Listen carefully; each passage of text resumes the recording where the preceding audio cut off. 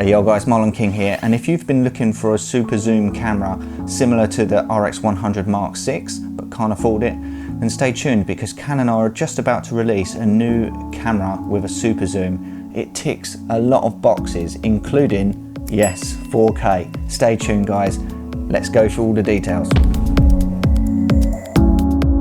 Right guys, so let's get straight to the juicy gossip. I was browsing the Canon website and I come across a new camera that they're about to release. There is no release date yet, but I believe it's going to be coming out in September, and it's called the Canon SX740 HS. Now I know that's a bit of a mouthful. Now what is this camera? Well, let's talk about the features first. It contains 4K and its main feature is the super zoom. Now this reckons it's got a 40 times optical zoom. Now that is crazy. When we look at the RX100 Mark 6, that has a super zoom that goes up to, I think it's 200. Now this one reckons it goes up to 960, I believe. So this is like a mammoth zoom. So let's delve into some of the features on this camera. This camera can operate in up to 40 degrees heat and 90% humidity. And one of its selling points is that it's 299 grams including the battery, so that's super light as well. Sensor wise, it's got a 1/2.3 type sensor, and that is 20.3 megapixels CMOS. Now it also has 4K, that's the main selling feature. It can do 4K at 30 and 25 frames per second.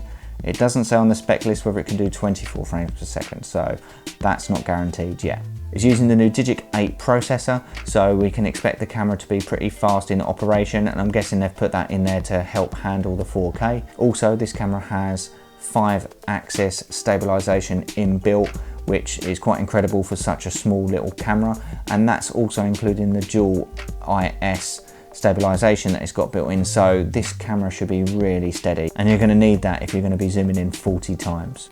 So the good news, this camera has a flip screen 180, so it comes over the top just like the G7X, and that's going to be great if you're a vlogger or if you're traveling around and you want the opportunity to be able to take a selfie and line up the background.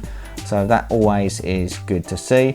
The camera can also do 10 frames per second, so if you're into action photography or wildlife, this is going to come in really handy. Especially if you're zoomed far in, then having the opportunity to take that many photos in succession should help you guarantee a nice sharp photo. So the camera has Bluetooth technology built in as well, which means you can transfer photos and videos directly to your phone. This should be really handy. Now I've only had experience using Wi-Fi, and that is great, but it can be a little fiddly, so I'm hoping that Bluetooth will be a little bit easier.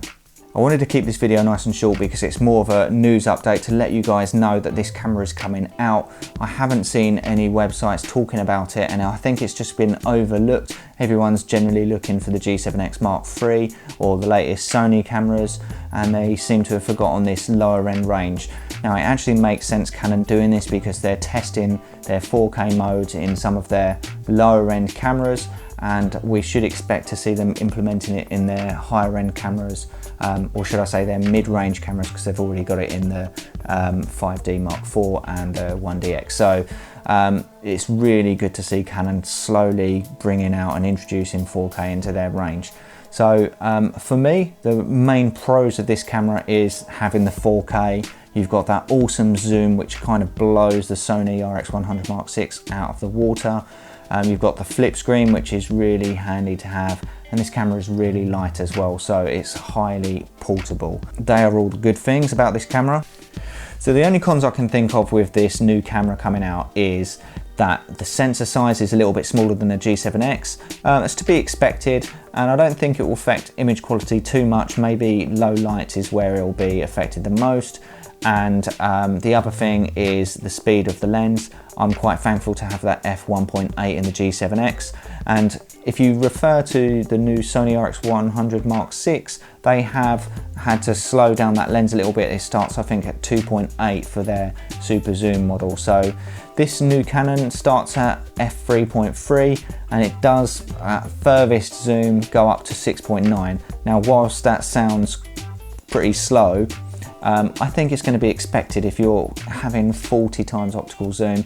I don't think it was going to be possible to keep it that fast. There has to be a compromise, and with that flexibility it just slows down, but I don't see that being a concern at all.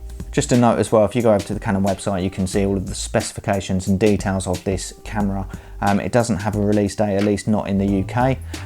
However, if you look at the video, I did see a little bit of grain in some of the night shots, but then again, it was filming in pitch black, so again, to be expected.